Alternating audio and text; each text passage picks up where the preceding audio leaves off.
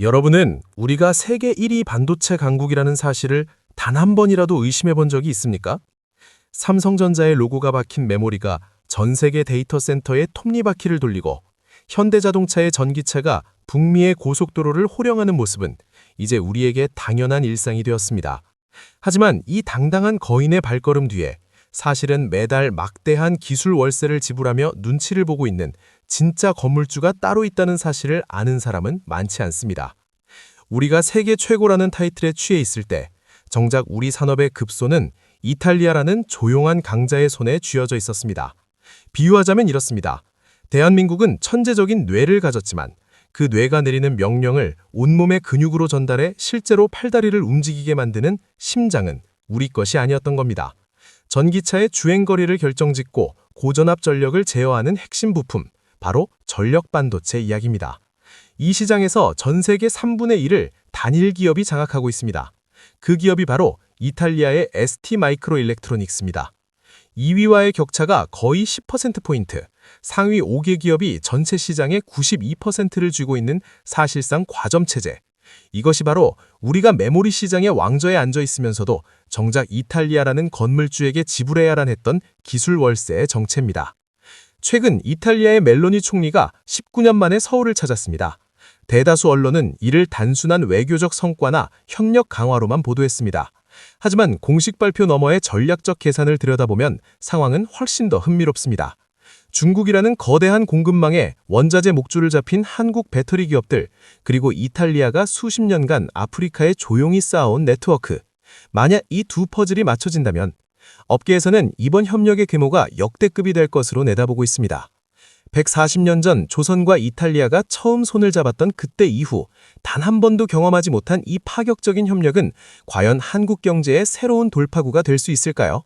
아니면 거대한 패권 전쟁 속에서 또 다른 의존의 시작일까요? 대한민국 대기업들의 운명을 바꿀 이 정상회담, 그 숨은 맥락을 지금 바로 파헤쳐보겠습니다. 대한민국이 반도체 강국이라는 말은 절반만 맞는 말입니다. 우리는 정보를 기억하고 연산하는 메모리 반도체에서는 전 세계 누구도 넘볼 수 없는 강자입니다.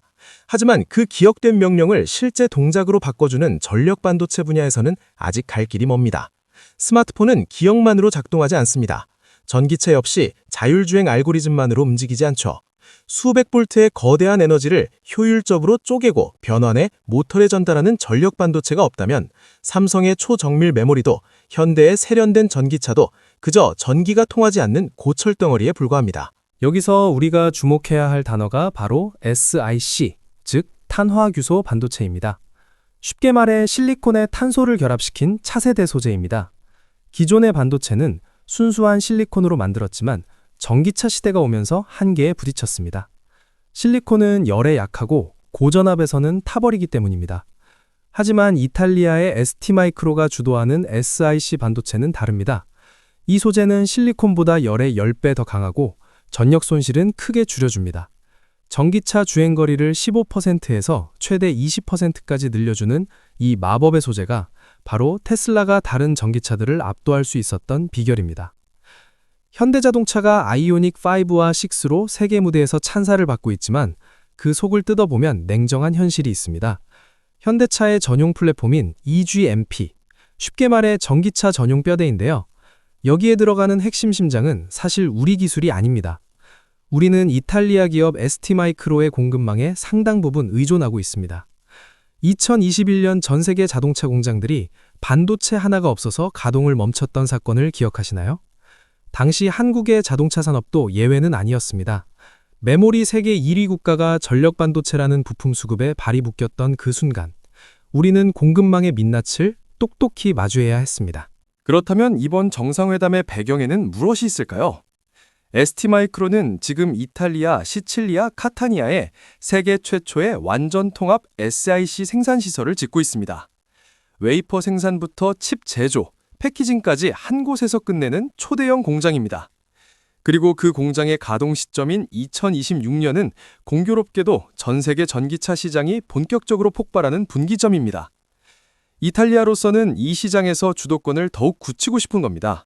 그리고 한국은 이 공급망에서 안정적인 자리를 확보해야 합니다. 하지만 반대로 이탈리아 역시 한국의 도움이 절실합니다. 자율주행과 AI가 결합된 미래의 전기차는 심정만으로는 부족합니다. 엄청난 데이터를 처리할 고성능 뇌가 필요하죠. 여기서 한국의 SK하이닉스가 만드는 HBM이 등장합니다. HBM은 고대역 폭 메모리의 약자인데요. 쉽게 말해 데이터를 초고속으로 주고받을 수 있는 특수 메모리입니다. 칩을 아파트처럼 수직으로 쌓아 올리는 한국만의 독보적인 첨단 패키징 기술이 없다면 이탈리아의 심장은 지능 없는 근육에 불과하게 됩니다. 결국 이번 협력은 한국의 뇌와 이탈리아의 심장이 만나는 구도입니다. 서로의 약점을 서로가 채워주는 위험하면서도 필연적인 공생관계인 셈입니다. 우리가 이탈리아의 손을 잡아야 하는 이유는 이것이 단순한 비즈니스를 넘어 전기차라는 거대한 전장에서 살아남기 위한 전략적 선택이기 때문입니다. 우리가 이탈리아와 손을 맞잡은 이유가 단순히 반도체 칩 몇 개를 더 확보하기 위해서라고 생각했다면 그건 거대한 빙산의 일각만 본 것입니다. 이번 정상회담의 공동 성명에는 핵심 광물 공급망 협력이라는 문구가 담겼습니다. 언뜻 보면 외교적 수사처럼 보이지만 이 한 줄이 품고 있는 의미는 상당합니다. 지금 대한민국 배터리 산업이 처한 현실은 화려한 겉모습과 달리 매우 냉혹하기 때문입니다. 전 세계가 전기차 시대로 달려가고 있지만 그 차를 움직이는 배터리의 핵심 원자재인 리튬, 코발트, 니켈. 우리는 이 광물들의 상당 부분을 중국에 의존하고 있습니다. 여기서 여러분이 꼭 아셔야 할 반전이 있습니다. 핵심 광물은 단순히 땅에서 캐는 것으로 끝나지 않습니다. 광산에서 캔 원석을 빵을 굽기 전에 밀가루처럼 정제하고 가공해야 비로소 배터리에 넣을 수 있는데 전 세계 가공시설의 70%에서 90%를 중국이 장악하고 있다는 점입니다. 즉, 우리가 아프리카나 호주에서 광물을 직접 캐오더라도 결국 중국 공장을 거치지 않으면 배터리를 만들 수 없다는 뜻입니다. 만약 공급망에 차질이 생긴다면 삼성 SDI나 LG에너지 솔루션의 최첨단 라인도 가동에 어려움을 겪을 수밖에 없습니다. 상황은 더 긴박합니다. 미국은 IRA, 그러니까 인플레이션 감축법이라는 이름의 전기차 보조금법을 통해 중국산 광물이 들어간 전기차에는 보조금을 대폭 제한하겠다고 선언했습니다. 유럽 역시 비슷한 취지의 핵심 원자재법, 쉽게 말해 유럽판 IRA를 만들었죠. 기술력은 세계 최고인데 정작 재료를 구할 길이 막혀 보조금 경쟁에서 밀려날 수 있다. 우리 기업들에게는 발등에 떨어진 불입니다. 바로 이 지점에서 이탈리아의 존재감이 부각됩니다. 이탈리아에는 마테이 계획이라 불리는 아프리카 협력 전략이 있습니다. 1960년대 이탈리아 에너지 산업의 전설적인 인물 에리코 마테이의 이름을 딴 이 전략은 단순히 자원을 싸게 사서 가져오는 서구식 접근이 아닙니다. 현지의 인프라를 깔고 일자리를 만들며 쌓아온 수십 년의 신뢰, 그것이 마테이 계획의 본질입니다. 멜로니 총리는 취임 이후 이 계획을 더욱 적극적으로 추진하고 있고 아프리카 각국과의 네트워크를 착실히 넓혀가고 있습니다. 그렇다면 한국과 이탈리아가 이 분야에서 손을 잡는다면 어떤 그림이 그려질까요? 여기서 주목할 만한 프로젝트가 있습니다. 바로 로비토 회랑입니다. 아프리카 내륙 깊숙한 곳, 전 세계 코발트의 70%가 묻혀있는 콩고 민주공화국과 잠비아의 광물을 대서양 연안의 앙골라 로비토 항구까지 철도로 실어 나르는 물류 루트입니다. 현재 미국과 유럽연합이 주도해서 추진하고 있는 이 프로젝트는 중국이 장악한 동쪽 해안 루트를 우회하는 플랜 B로 평가받고 있습니다. 물론 이번 정상회담에서 로비토 회랑에 대한 구체적 합의가 나온 것은 아닙니다. 하지만 양국이 핵심 광물 공급망 협력을 공식화한 만큼 앞으로 이 방향으로 논의가 확대될 가능성은 충분합니다. 업계 전문가들 사이에서는 조심스러운 기대감이 나오고 있습니다. 만약 한국이 이탈리아의 아프리카 네트워크에 올라탈 수 있다면 그동안 자본은 있었지만 현지 접근성이 부족했던 우리 기업들에게 새로운 문이 열리는 셈이기 때문입니다.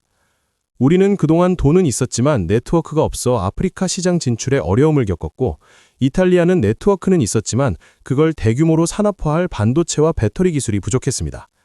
이제 한국의 기술과 이탈리아의 네트워크가 만나 특정 국가에 대한 의존도를 낮추는 대안 루트를 함께 모색하게 된 겁니다. 이것이 현실화되는 순간 우리 배터리 기업들은 공급망 리스크를 분산하고 진정한 글로벌 경쟁력을 갖추게 될 것입니다. 이탈리아와의 협력이 가져올 변화는 반도체 공장과 아프리카의 광산에만 머물지 않습니다. 이번 정상회담의 공동성명에는 방위산업과 우주항공 분야 협력 확대도 담겼습니다. 얼핏 지나치기 쉬운 이 문구가 왜 중요할까요? K방산의 오래된 숙제와 연결되기 때문입니다. 흔히 한국 방산을 두고 가성비의 제왕이라 부릅니다. 폴란드에 전차와 자주포를 수천 대씩 수출하며 세계를 놀라게 했죠. 하지만 우리 방산업계에는 오래된 기술적 갈증이 하나 있었습니다. 바로 무기 체계를 하나로 묶어 지휘하고 통제하는 소프트웨어와 전자전 기술, 쉽게 말해 무기의 눈에 해당하는 시스템 통합 능력입니다. 무기는 단단하고 정교하게 잘 만드는데 그 무기들이 전장에서 유기적으로 소통하게 만드는 소프트웨어는 여전히 서구권 기술에 의존해 온 것이 현실입니다.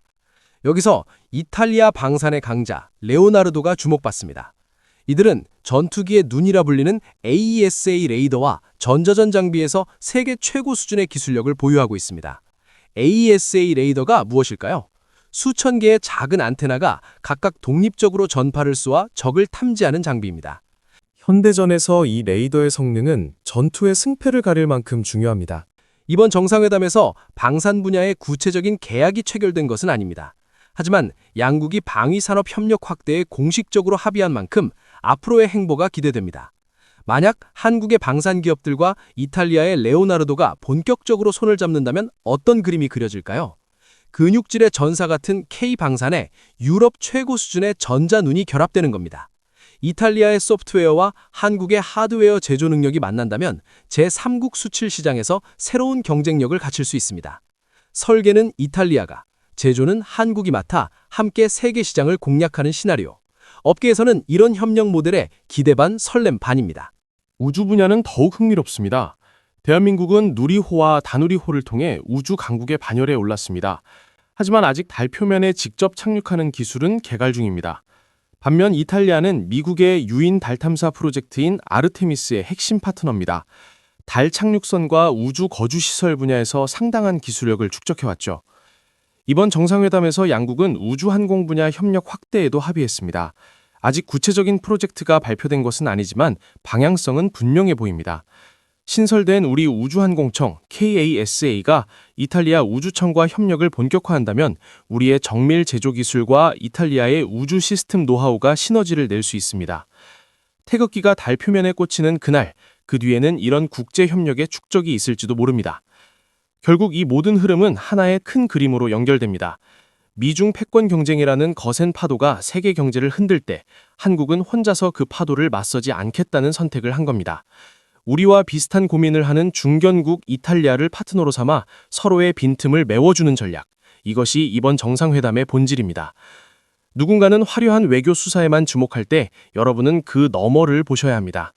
시칠리아에서 가동될 SIC 공장, 아프리카로 향하는 새로운 광물 루트의 가능성, 그리고 방산과 우주에서 열릴 협력의 문. 이 모든 것이 연결되어 우리 산업의 새로운 지도를 그리고 있습니다. 이제 여러분의 시선은 삼성전자와 현대차의 주가창을 넘어 그들의 발밑에 새롭게 깔리고 있는 글로벌 공급망의 변화를 향해야 합니다. 이탈리아와 함께 그리는 이 새로운 경로가 현실화된다면 그것은 단순한 뉴스가 아닙니다. 격변하는 시대에 우리가 선택한 영리한 생존 전략이 될 것입니다. 거대한 기회는 언제나 변화의 틈새에서 시작되었습니다.